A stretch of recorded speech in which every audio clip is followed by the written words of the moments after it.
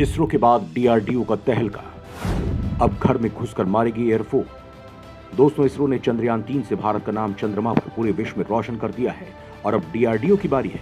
लगातार ये आवाजें उठ रही थी कि भारत के पास दम नहीं है।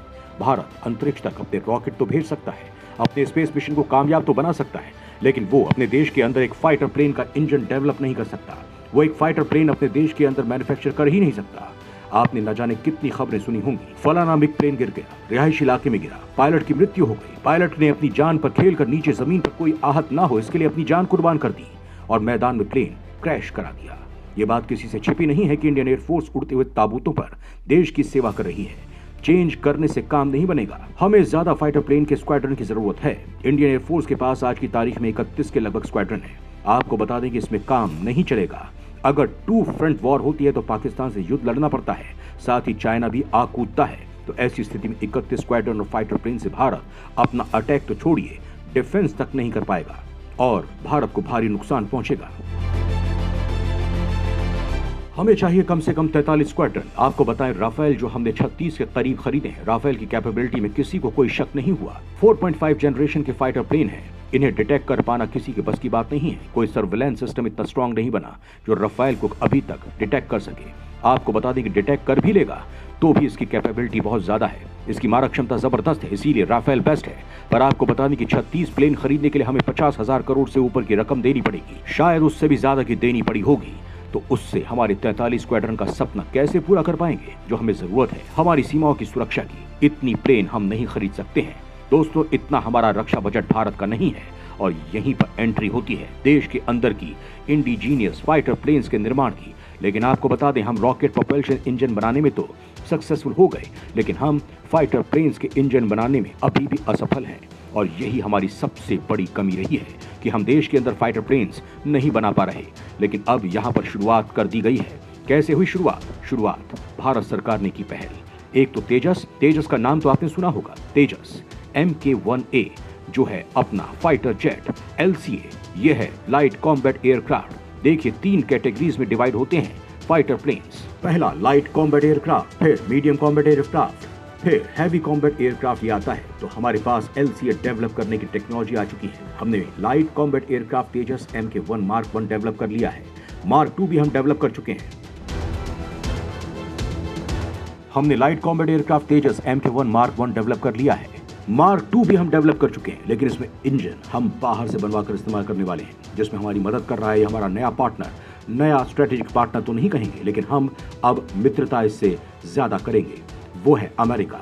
और दूसरा हमारा जो फ्रेंड है उससे हमने राफेल खरीदा है, जिसके साथ हमें 2047 हॉरिजन नाम का एक डॉक्यूमेंट साइन किया हुआ है, जिसके तहत हमारी 50 साल की मित्रता फ्रांस के साथ पूरी होने वाली है दोस्तों 2047 में। और तब तक जो हमको स्ट्रेटेजिक ऑपरेशन करना है, उसके साथ में रणनीतिक तौर पर जो हमारा कोऑपरेशन होगा, जिसमें कि फ्रांस हमारी मदद करेगा, हम फ्रांस की मदद करेंगे और फ्रांस हमें हमारी मिलिट्री कैपेबिलिटी को डेवलप करने में मदद करने वाला है। वो भी ऐसे वैसे नहीं कि बस हथियार बेच रहा है, वो डिफेंस इंडस्ट्रियल कोलैबोरेशन की बात कर रहा है, यानी कि वो हम इंडिजीनियस स्वदेशी तरीके से अपने देश के अंदर निर्माण कर सकें military equipment, military warfare system का, जिसमें इंक्लूडेड है एक फाइटर प्लेन का इंजन। जी हाँ दोस्तों, आपने सही सुना। देखिए, इसरो की सक्सेस का सबसे बड़ा कारण था इसरो को कई देशों से मदद मिली थी। ये टेक्नोलॉजी भारत में डेवलप तो जरूर की गई, लेकिन इसके लिए हमारे वैज्ञानिकों को ट्रेनिंग बाहर के देशों में जाकर लेनी पड़ी थी और उसी के बाद हम रॉकेट प्रोपल्शन इंजन को बना पाए थे। एक बार हमने जब देख लिया कि कैसे सब कुछ काम करता है, हमने वहां से ट्रेनिंग ले ली। उसके बाद हमारे भारतीय दिमागों ने इतनी बेहतरीन तरीके से काम किया, हमारे भारतीय रिसर्चर साइंटिस्ट ने इतना बढ़िया काम किया कि हम खुद स्वदेशी कैपेबल हो गए। डीआरडीओ सबसे पहले इंजन खरीदने वाला है और हम 1000 के तकरीबन इंजन खरीदने वाले हैं। जी हाँ दोस्तों, GE414 कैपेबिलिटी वाला, जिसका 98 किलो न्यूटन का पावर जनरेट करने वाला हम फाइटर जेट का इंजन खरीदने वाले हैं अमेरिका से 1000 के तकरीबन, जिससे हम 126 MC advance medium combat aircraft, जिसमें स्टेल्थ टेक्नोलॉजी होगी। स्टेल्थ टेक्नोलॉजी किसे कहते हैं आप सुनते होंगे, समझ में नहीं आता होगा, थोड़ा सरल भाषा में आपको समझाते हैं। किसी भी फाइटर प्लेन को स्टेल्थ टेक्नोलॉजी से लैस तब कहा जाता है दोस्तों, जब उसका रडार सिग्नेचर बेहद कम होता है। अब आप बोलेंगे कि रडार सिग्नेचर क्या होता है? रडार सिग्नेचर वो होता है, वो उसकी पैमाना होता है जिसके आधार पर तय किया जाता है कि दुश्मन देश जो रडार लगाकर बैठा हुआ है अपनी अपनी हवाई सीमाओं की सुरक्षा करने के लिए, तो उसके रडार में अगर हमारा प्लेन अंदर एंटर करेगा उसके हवाई सीमा में, तो क्या उसका रडार उसे डिटेक्ट कर पाएगा? क्या हमारे प्लेन का रडार सिग्नेचर इतना छोटा है कि इसका रडार में दिखेगा ही नहीं? अगर ऐसा करने में सक्सेसफुल हो गया तो हम कह सकते हैं कि प्लेन जो है ये स्टेल्थ टेक्नोलॉजी से लैस है और ये आराम से खुल जाएगा और दुश्मनों को पता ही नहीं चलेगा कि उसकी हवाई सीमा एयरक्राफ्ट एंटर कर चुका है। ध्यान से सुनिएगा, दुनिया में स्टेल्थ विमान कईयों ने डेवलप कर लिए हैं, ऐसी बातें कह के, लेकिन 5th जनरेशन का स्टेल्थ विमान आज की तारीख के जिसे संपूर्ण कहा जाए वो सिर्फ और सिर्फ अमेरिका के पास है। F-22 रैप्टर ये स्टेल्थ विमान नहीं है, ये 5th जनरेशन का फाइटर जेट है, लेकिन अमेरिका का F-35A ये स्टेल्थ विमान है। जी हाँ, F-35 फुली 5th जनरेशन का स्टेल्थ विमान है जिसे डिटेक्ट कर पाना बेहद मुश्किल है। ठीक उसी तरीके से भारत AMCA बना है, एडवांस मीडियम कॉम्बैट एयरक्राफ्ट, जिसके इंजन वो आधे अमेरिका से खरीदेगा और आधे फ्रांस के साथ मिलकर। ये जो सैफ्रन नाम की कंपनी है, बहुत फेमस कंपनी है दोस्तों, फ्रांस की सैफ्रन, इसी ने राफेल का इंजन बनाया है। बहुत सारे जो मिलिट्री इक्विपमेंट हैं वो ये बनाती है। ये जो ज्वाइंटली काम करेगी भारत की डिफेंस रिसर्च डेवलपमेंट ऑर्गेनाइजेशन के साथ में, और इवन DRDO का एक ऑफिस जो है वो इंडियन एम्बेसी में स्टैब्लिश किया जाएगा और ये मिलकर काम करेंगे और डेवलप करेंगे एक इंजन। तो दो तरीकों से भारत जो है अपने सपने को पूरा कर रहा है। इंडिजीनियस प्लेन्स को खरीदने के लिए हमारे देश को 43 स्क्वाड्रन की सुरक्षा लेने के लिए इसमें तो पावरफुल रहने वाला है।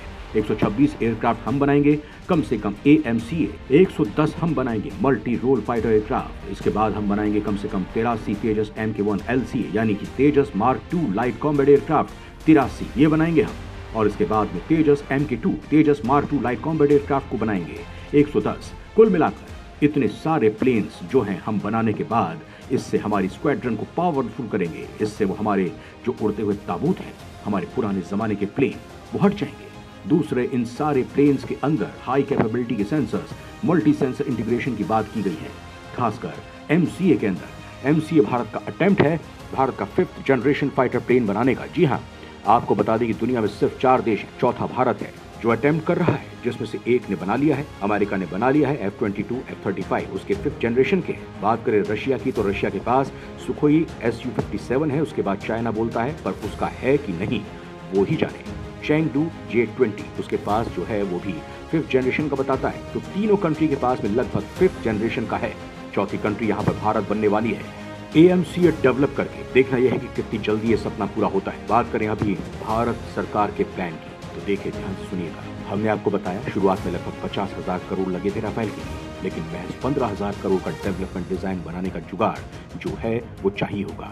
DRDO को अगर उसे MCA डेवलप करना है और उसे सैंक्शन करने के लिए जो PM लैंड कमेटी है, यानी कि प्राइम मिनिस्टर मोदी जी जिसके लीडर हैं, जो कमेटी बनाई गई है, नाम है कैबिनेट कमेटी ऑफ सिक्योरिटी, ये जो है ये डिसीजन लेने वाली है। तेजस बनाने के लिए 9,000 करोड़ मांगे गए थे और उससे उसका काम पूरा हो गया। जल्द बताया जा रहा है कि जिस प्रकार से रोड मैप दिखाया जा रहा है इसमें थोड़ा बहुत डिले तो होगा ही, लेकिन जो रोड मैप है अगर सक्सेस एक बार कर दी गई तो ये पैसा जो कैबिनेट कमेटी है उसके द्वारा अगर कमेटी ने साइन कर दिया कि हाँ ये एक्सेप्टेड है, फंड दे दिया, तो 4 साल इसके प्रोटोटाइप बनाने में लगेंगे, 6 साल प्रोडक्शन में लगेंगे, तो 10 साल के बाद आप मानकर चलिए 2035 तक जो इसमें इंडियन एयरफोर्स है उसमें कंडक्ट हो जाएगा ये जो AMCA है, एडवांस मीडियम कॉम्बैट एयरक्राफ्ट, और तब तक इसके अंदर बहुत सारी कैपेबिलिटीज और भी डेवलप कर दी जाएंगी। दोस्तों ये बहुत बड़ा कदम है भारत का। अब ये देखिए HAL ये तेजस पर काम कर रहा है, तो ये HAL DRDO डेवलप होने लग जाएंगे तो भारत के अंदर रोजगार भी तो बढ़ेगा दोस्तों।